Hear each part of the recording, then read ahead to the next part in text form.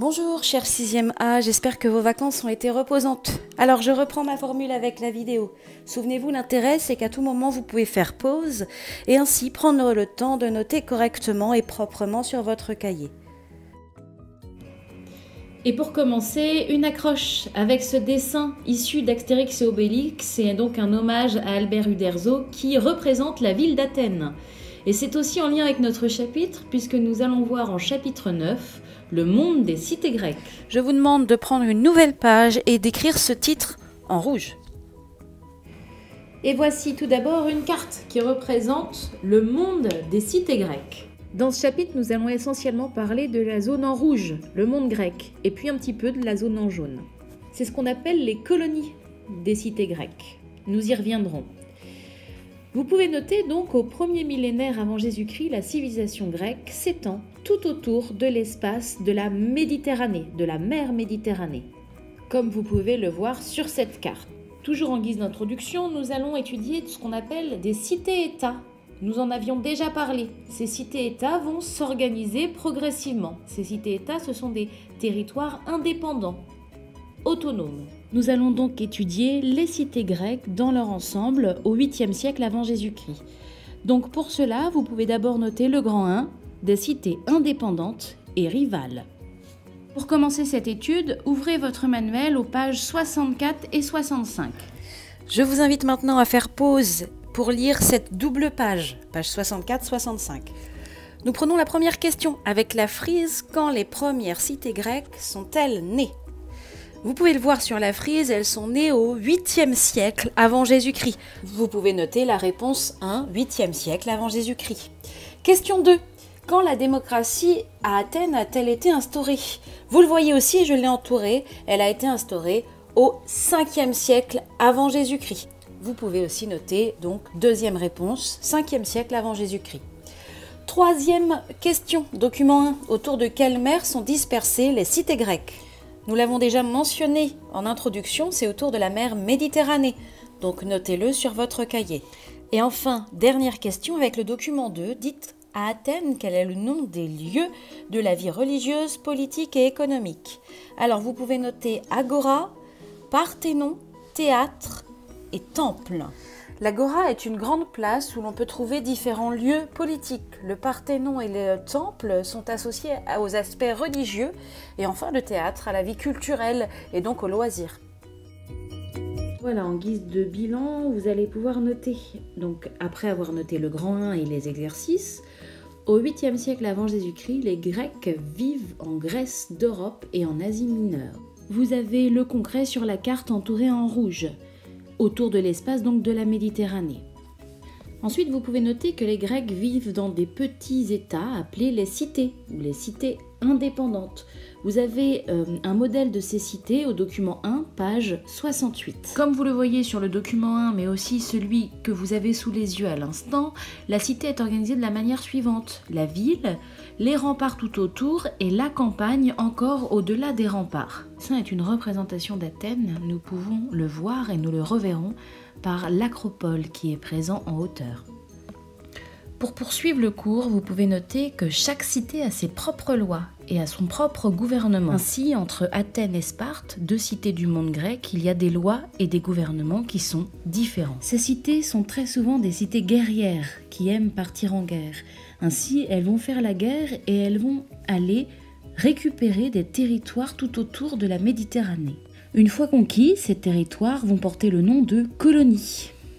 Vous pouvez donc noter à la suite du cours que les Grecs fondent de nombreuses cités tout autour de la Méditerranée, comme par exemple Massilia, qui est aujourd'hui devenue Marseille, et que ces cités s'appellent des colonies. C'est-à-dire que suite à des guerres perdues, elles sont devenues des cités coloniales grecques. Voilà, pour en finir avec ce grand 1, je vous propose deux définitions. Tout d'abord, une colonie. C'est une cité fondée par un groupe de Grecs en dehors de la Grèce.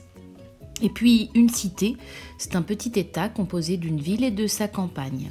Voilà, notre première partie est finie pour ce chapitre. Je vous propose de vous retrouver un tout petit peu plus tard. Faites pause sur la vidéo et ainsi on reprend le grand 2 à un autre jour ou à un autre moment. Prêt pour le grand 2 ? Alors c'est parti. Grand 2, en rouge comme d'habitude, l'unité du monde grec. Nous allons donc étudier ensemble ce qui fait que le monde grec est uni, malgré le fait qu'il y ait des cités-États indépendantes les unes des autres. Nous allons étudier deux types d'unions, donc il y aura un A et un B. Donc prenez votre crayon vert et notez A, une même culture. Et pour ce faire, nous allons étudier les pages 70-71. Je vous invite tout simplement à faire pause et comme consigne, vous avez la lecture de cette double page. Après la lecture de cette double page, je vous demande de retenir le titre des poèmes, l'Iliade et l'Odyssée, leur auteur Homère, et je vous demande de retenir aussi la fonction de ces deux ouvrages. En effet, ils servent d'abord à apprendre à lire et à écrire pour les Grecs, mais aussi ils leur permettent de découvrir leur histoire, en tout cas la mythologie de leur histoire. Ainsi, à la suite des titres, vous pouvez noter les Grecs apprennent à lire avec les poèmes d'Homère, l'Iliade et l'Odyssée. Ces écrits servent de base de l'éducation des jeunes Grecs. Pourtant, ces écrits sont légendaires. Ils croient en une multitude de récits, les Grecs, mais qui font partie de ce qu'on appelle la mythologie. Dans le cours, vous pouvez aussi noter ce que signifie un mythe, c'est-à-dire le récit des aventures de dieux ou de héros. Nous avons fini le A du grand 2. Je vous invite à nouveau à faire pause et nous nous retrouverons plus tard pour la suite du cours.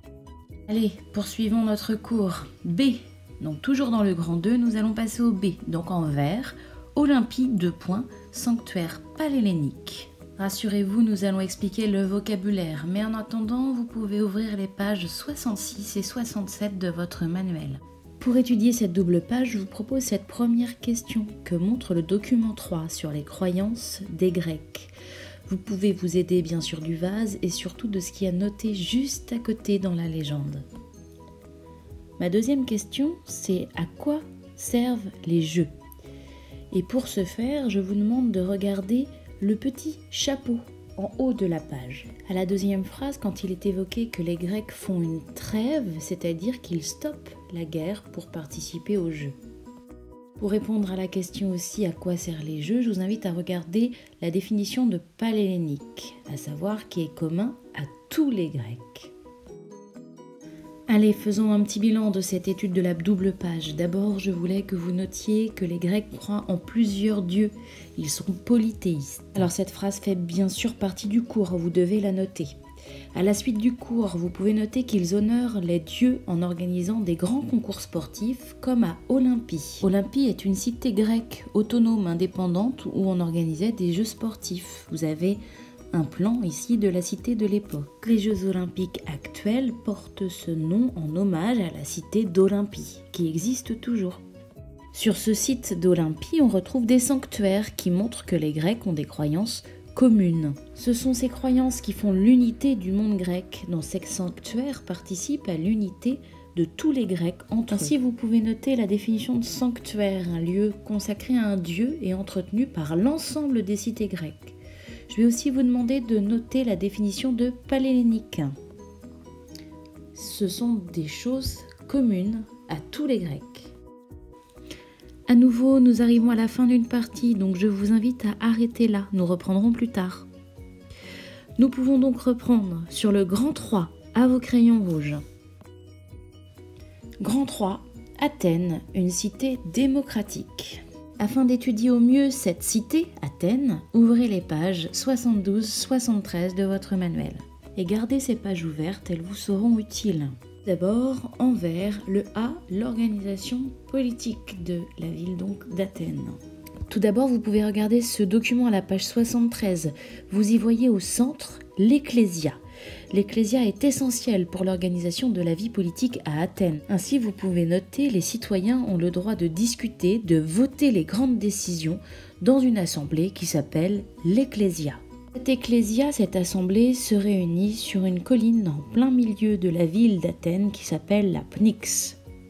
Autre fonction très importante pour la politique à Athènes, les magistrats, vous le voyez tout en haut de ce document. Les magistrats sont là pour gérer au quotidien la ville. Vous pouvez aussi noter donc pour diriger la cité au quotidien, les citoyens élisent des magistrats. Au 5e siècle avant Jésus-Christ, un des magistrats les plus connus à Athènes s'appelle Périclès. Pendant 15 ans, il a été magistrat Vous en avez ici une représentation et un texte. À travers l'Ecclésia et les magistrats, les citoyens d'Athènes peuvent donc participer à la vie politique. C'est ce qu'on appelle une démocratie. Vous pouvez donc noter les citoyens dirigent Athènes, c'est une démocratie. Et ensuite, vous noterez la définition de la démocratie, c'est-à-dire une forme de gouvernement dans lequel le pouvoir appartient à l'ensemble des citoyens. À nouveau, nous pouvons arrêter là le cours pour aujourd'hui. Nous le reprendrons un autre moment. Dernière partie du cours, nous pouvons écrire B. En vert, les citoyens ont le devoir de défendre la cité en cas de guerre. Pour rappel, nous sommes toujours dans le grand 3 à parler de la cité d'Athènes. Afin de nous aider à étudier comment les citoyens peuvent défendre la cité, je vous invite à ouvrir les pages 68 et 69.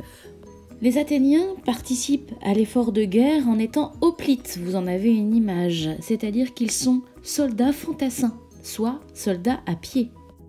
Les Athéniens peuvent aussi devenir rameurs sur les bateaux de l'époque qu'on appelle des trières. Vous en avez ici un dessin, et puis un deuxième où l'on peut voir les rameurs dans le fond du bateau et par-dessus les hoplites qui se préparent à l'attaque. Ainsi, vous pouvez noter dans votre cours que les citoyens doivent défendre leur cité soit comme hoplites ou comme rameurs sur une trière. Un hoplite est un soldat qui est à pied et qui est armé. À l'époque de l'Antiquité, il y a beaucoup de guerres entre les cités grecques. Par exemple, la guerre du Péloponnèse entre Sparte et Athènes, dont vous avez une représentation sous les yeux. En effet, la ville d'Athènes et de Sparte se disputaient le territoire en se faisant la guerre.